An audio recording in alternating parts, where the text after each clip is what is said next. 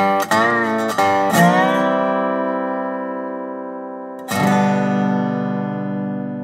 everybody, Craig DeLuz here, Coffee with Craig. Once again, we're still here in Washington, D.C. We're knocking on doors, Phil and I, talking with members of Congress, talking with their staff about proposed legislation and fighting for your rights here in Washington, D.C. Now, this morning, I have a chance to visit someone who's one of my favorite members. He was one of my favorites when he was in the California legislature, and he's now one of my favorites in Congress. Take a look at this quick video, and you'll know exactly who I'm talking about. Thank you, Mr. Speaker. Ever since the terrorist attack in San Bernardino, leftist politicians have called for more restrictions on gun ownership for Americans. These are the same politicians who have worked for years to open our nation to unprecedented and indiscriminate immigration from hotbeds of Islamic extremism. The most effective defense against an armed terrorist is an armed American. If one person in that room in San Bernardino had been able to return fire, many innocent lives would have been saved. But Californians are subject to the most restrictive gun laws in the country, making it very difficult for law-abiding citizens to exercise their Second Amendment right to defend themselves. And in a society denied its right of self-defense, the gunman is king. I repeat, the most effective defense against an armed terrorist is an armed American.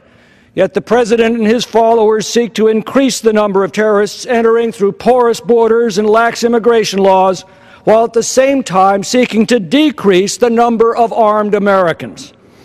Their latest ploy was announced by the President on Sunday and has been parroted by his congressional allies this week to the point of disrupting the work of the House. In the President's words, Congress should act to make sure no one on a no-fly list is able to buy a gun. Possibly be the argument against that.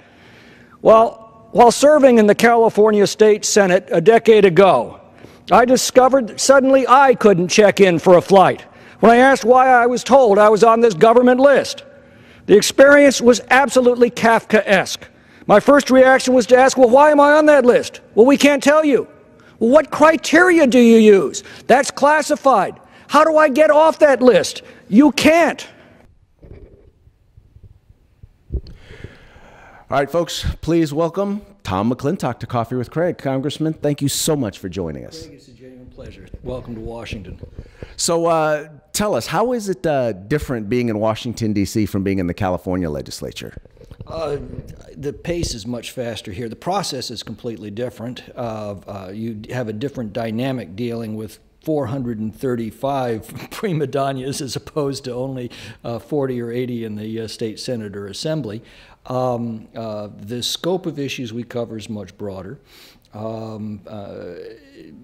But it's much more satisfying because I sense the country has turned around. The country began to realize in the Obama years it was off on a wrong track, and it has now corrected that. I wish I could say the same for California. I wish I could say the same for California as well. So now we're 2 weeks after the shooting that took place in Florida, and there's a lot of buzz here in Washington, D.C. About gun control legislation and about, Congress, having the courage to not be partisan and actually, well, what they want to do is pass gun control.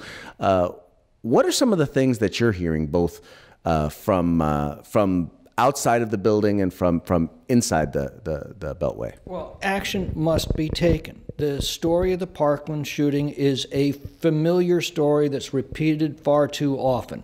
A deranged individual who is known to law enforcement to be a menace to society is simply ignored until he takes a gun into a gun-free zone and massacres innocents at will. The bromide of the left is, of course, gun control.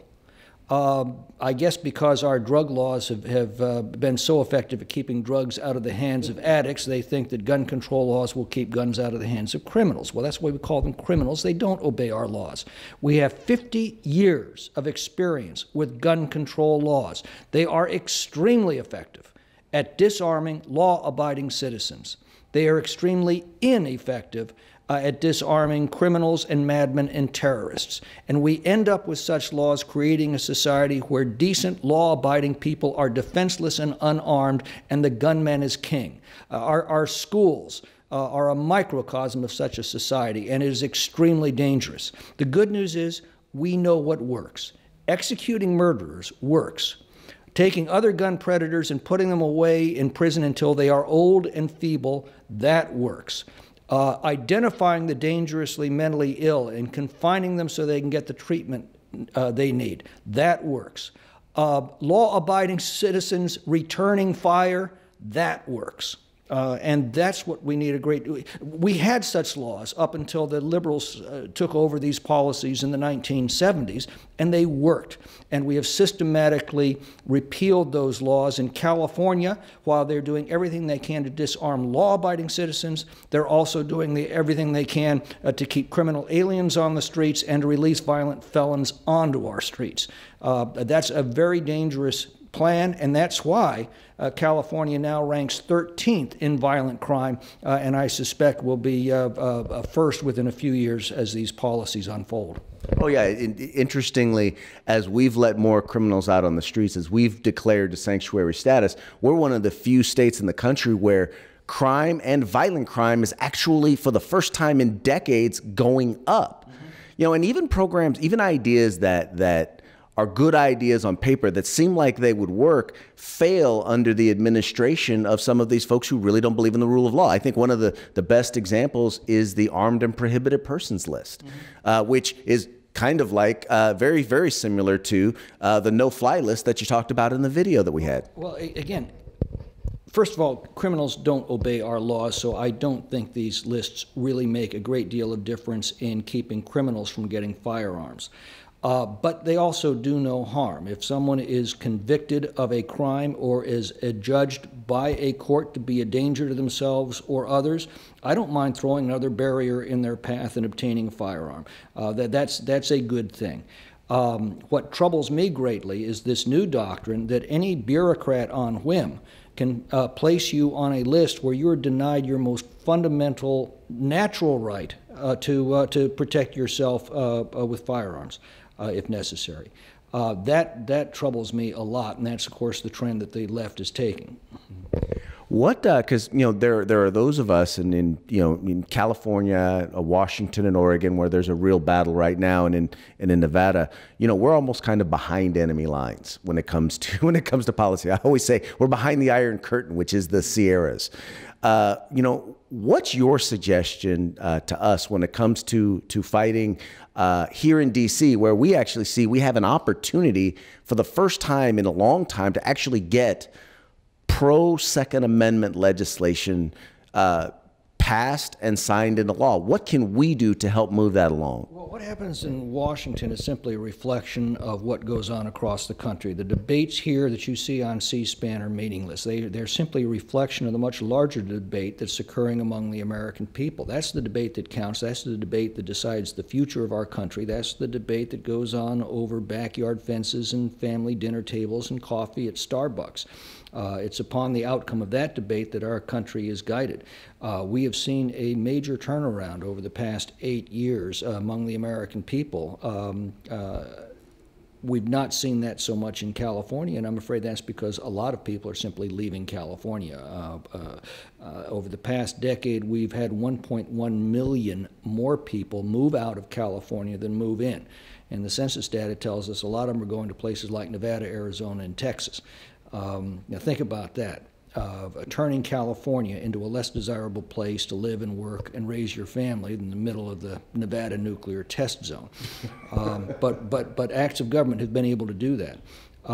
The good news on that is we can change that anytime we summon the political will to do so. In a democracy, we are absolutely guaranteed of getting the government we vote for.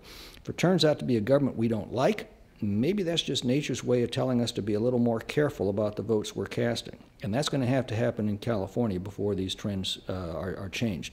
Look at any jurisdiction, local government, state government, or for that matter, other countries. Wherever the left has taken unchallenged control of public policy, you see the same things over and over again. violent crime, failing schools, rampant poverty, businesses fleeing, chronic shortages of resources. All of these, I don't know of a single exception to this rule. That is the hallmark of leftist government. You see it in every country where it dominates. You see it in every city, even in America, where it dominates, and you're watching it unfold in California. That's our fault as voters, and we have nobody to blame but ourselves.